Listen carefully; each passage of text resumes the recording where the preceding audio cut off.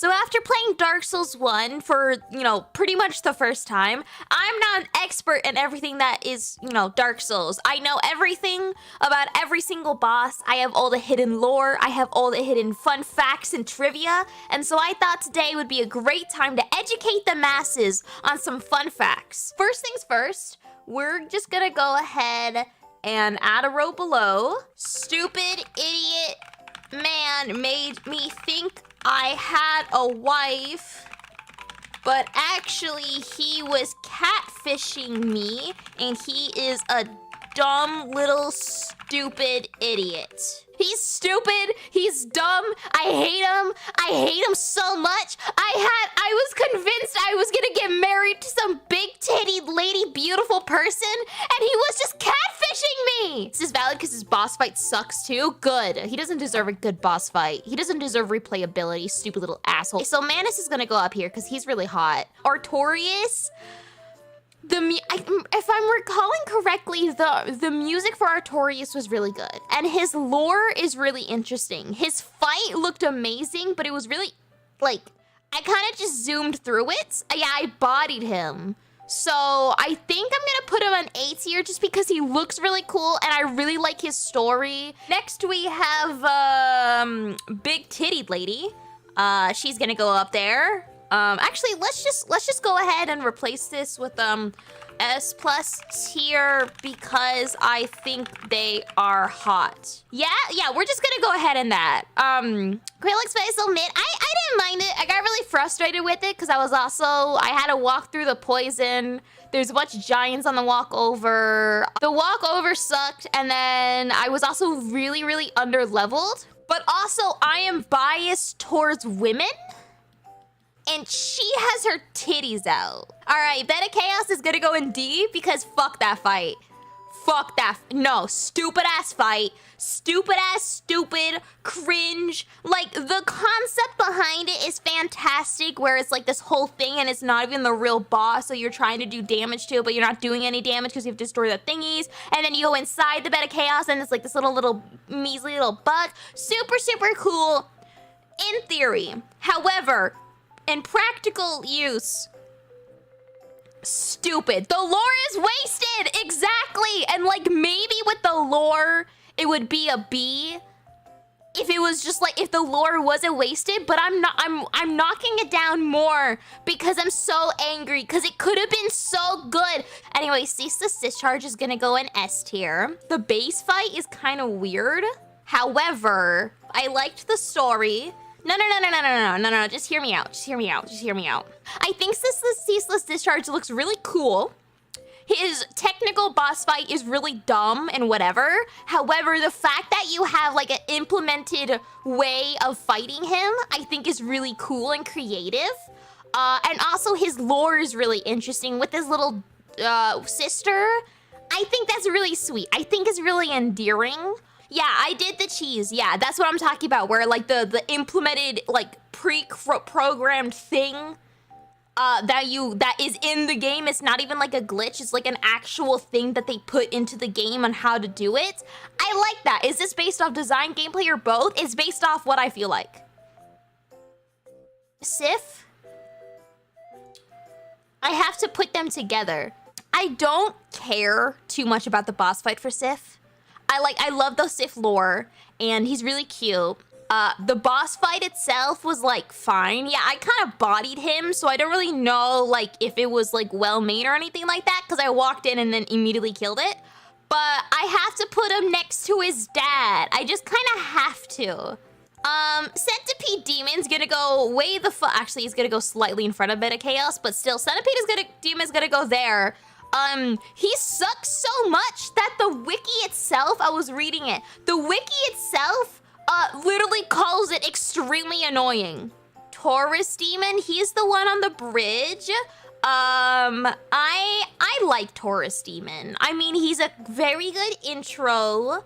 I think he sets you up for like very creative actions because you can climb up on that ladder and then drop down on him. Like, it's teaching the player that you can be kind of creative, or you can think outside the box and either like in order to fight things. You don't just have to like walk up to him and murder him. You can, but like there's other solutions, which I think is a very useful like tactic to use or to like do. Also, I think he just, you know, I think he just likes having friends. He's in a castle. He wants to hang out with people. He likes being social. You know, good for him. Even though he's a demon and all of his friends are all hollowed, he still wants to have a lot of friends. Really sucks that like Asylum Demon and Taurus Demon both taught you to be like creative and go at a boss from a different perspective. And then they never do it again other than like ceaseless discharge. Capra Demon's gonna go in D tier as well because this bitch is boring. The only thing special about him is, hold on, let me refer to the wiki. He gives you a key. That's it. Because this guy already exists in the demon areas. He's not unique, he's not special, he just tries to like act like he's special. He's just like a pick-me, you know? Same with Taurus Demon. Shut up. 4 Kings I'm gonna put in B tier.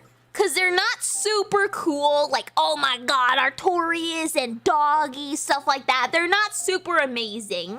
But like, I think they're pretty cool. The Abyss area is super, super interesting to fight in because you kind of have to deal with the like weird perspective issues and the fact that they're like constantly spawning stuff like that. It's just a DPS check though. It wasn't a DPS check for me, and my opinion is what, you know, matters when it comes to ranking official, like the official Dark Souls 1 boss ranking is my specific playthrough and no one else's. I didn't know it was a thing, so therefore I don't care. I just like the concept of fighting the 4 kings and like, I like the idea. Here, you know what? I'll put it in C tier for you. I'll put it in C tier because I kind of feel weird. I feel bad that it's like only a level below Artorias, so we'll put him slightly lower. Smog. We're gonna put him, okay, so this one's difficult. We're gonna figure out what the Smag and Ornstein fight is together, and then we're gonna separate them by 1 level. So like Smag is gonna go down because he's a gross cannibal, and Ornstein is gonna go up because he is a guy that's doing his job and he's trying his best even though it's hopeless, and I think that's really endearing. So we're gonna figure out what their fight is, and then we're gonna separate it by 1. All right, so the Smag and Ornstein like fight, they're gonna be docked a letter grade just because I don't know how the fuck to pronounce them. The fight itself is really interesting because they have a neat relationship, and I appreciate that they have different, like different lore, different reasons to be there. And I also like their relationship between the two. Like when you fight one, they either kill the other or it's like a very respectful thing. I really like that there's a difference. It's not just like they're the exact same person, you kill one, the other one gets bigger. Like they have very clear like personalities. I appreciate that. Fight itself fucking sucked. Fight was awful. Fight was bullshit. No. Hated it. Stupid. Awful. Cringe. Ew. Awful. Bad. We're gonna put him in here and Ornstein. We're gonna put right there. Because he's respectful. He's sweet. He's kind. Alright, anyway, Asylum Demon? I think I'm gonna rate Asylum Demon. This might be a very controversial choice. I'm putting him S tier. I really like Asylum Demon. He has a lot of creative like attacks, but he's still like a first level. He's like a first level boss, so like he's simple, but he still has a lot of various attacks, various creative things. He is a fantastic opening to the video game. I feel slightly nostalgic whenever I see him because it's like, oh my god, yeah, I am playing this like, yeah, this was a little baby. It reminds me of like later on when I'm super strong because I have a direct comparison. I don't know, I get really nostalgic. He's a fantastic introduction to boss fights, similar to how Taurus Demon was like, you have to think outside the box. He was also a very creative way because it was like, no, you gotta run. Like it was teaching you that if you can't fight a boss, you need to get out and come back later when you have a better situation. Iron Golem, no opinions, D tier. Actually, I really like the bosses that give you other ways to kill it. I love those bosses. I love them so much. Okay, we're gonna put Iron Golem in C tier. Such a cool, interesting thing where it falls. Like I like that. I like that, and it's used in Dark Souls 2 as well. I think it's cool. Bell Gargoyle. So I read the wiki. Actually, okay, it's not D tier, I'm just letting it go for a second. So I read the wiki. I thought it was really adorable. So they try to explain like what the injury is, why one of them only has a tail and is only like half health, stuff like that. So they're like, oh, maybe it was Lautrec, maybe it was Solaire, maybe it was Oswald, something like that. But I really like this. The second gargoyle was a baby. Gargoyles are a rare type of sentient draconian descendants like drakes or serpents. They kept imperfect versions of the scales of immortality, but were hunted to near extinction. Therefore, the second gargoyle you fight isn't wounded. It's a baby. And it uses cowardly tactics like spraying you with fire while its mother protects it. It's just a little baby, and I think that's adorable. So it's going higher than it should, because even though that's not even like confirmed in the game, I just like the idea that it could be. I think it's cute. just a little guy, just a little baby man. All right, so he's gonna go in B tier. So Nito, I hated his boss fight. I hated his fight. I think he's gross. I think he's stinky, but not in a hot way. I think he's boring, and I would put him at D tier, but you can make a really neato pun with his name, so he's going into C tier. All right, Moonlight Butterfly. No opinions, D tier, but like in front of the other ones. It was stupid. Forgettable other than the fact that it was kind of pretty. It was really annoying because I didn't have range, so I had to just wait and sit there. It's a butterfly. It's a bug. Whatever. Crossbreed Priscilla. So this may be controversial, but let me explain my thought process here. So first off, so I never fought Priscilla. I have no idea who she is. I did some research onto her so I could make this, but I never got to her. The only thing that I know is from the wiki, and the only thing that I know other than that is what people reacted to. I don't think she's hot because I never saw her before. Like, I've never seen her in game, so therefore she's not hot. She can't go in S+ tier. So that's gone. I, however, really like the idea that she's, her name is not just Priscilla, her name is Crossbreed Priscilla, because it's very particular that she is part human, part dragon, which means that they want you to remind yourself constantly that her mom fucked a dragon. And I like that a lot. I appreciate that a lot. Okay, A+. Demon Fire Sage.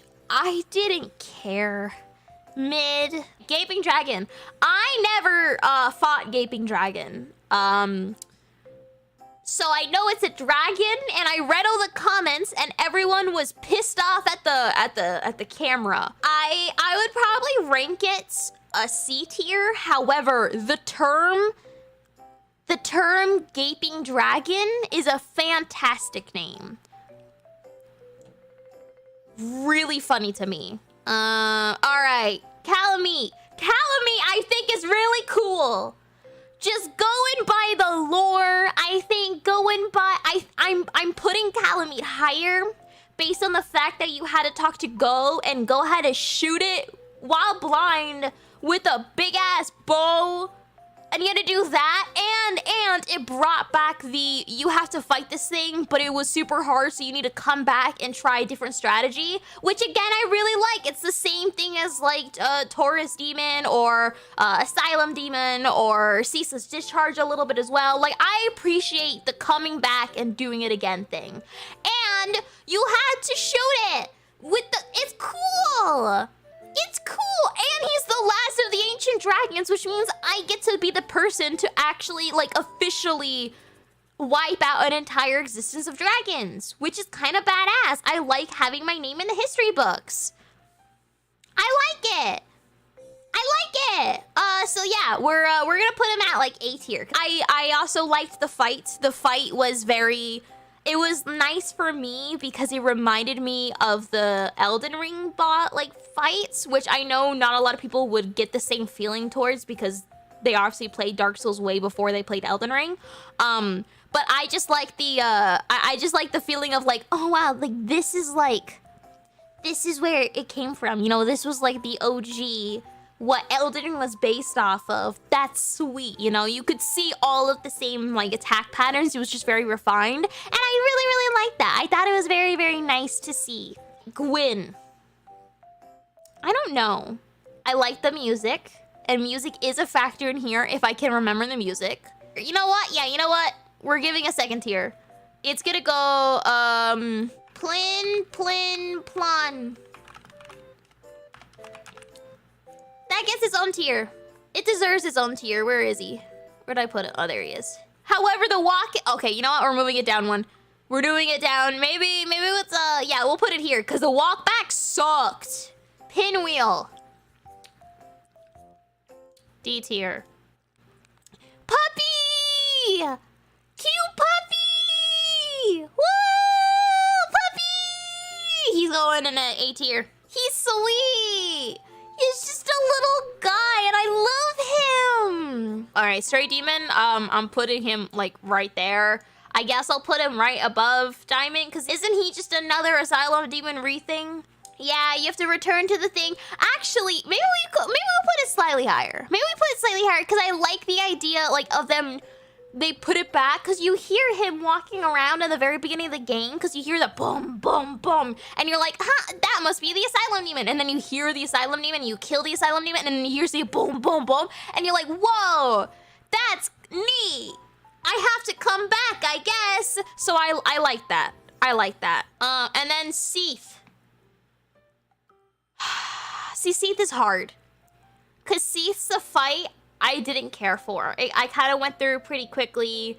The fight was whatever. However, the fact that you go to fight him and then you have this whole side thing because you just get kidnapped and put into jail, also interesting. Interesting. But also the lore was kind of cool too. So like the fight was whatever, but it's really pretty. And like Seath his I'm not talking about morals when I say his story, like I like his like lore or whatever. I'm talking purely on the fact that like it's developed, it's really interesting. He caused like everything. I like that. Also, I loved the ego trip that it gave me to like realize that he wiped his entire dragon kind out because he wanted to be immortal. And then some dumb little twerp with a wedding ring and a wedding dress walks in and instantly kills him. Love the idea of that. Love the ego trip that gave me. We're putting it in A tier. Actually, you know what? No, because of how big it was, we're putting him in S tier. We're putting him S tier. Might be controversial, but I like the everything. I like the everything that went into it. The whole side area, the whole like how all of his like little areas completely changed because of him. As much as I hated the library and I hated killing all of the stupid mages, I appreciated it. So this is my best boss tier list. These are the opinions I have. I would say controversial, but it's actually not controversial. This is the standard. So this is the standard tier list of all the best boss fights. If you have any opinions that aren't exactly what my opinions are, then you are objectively wrong. If you disagree with me, you can get foxed.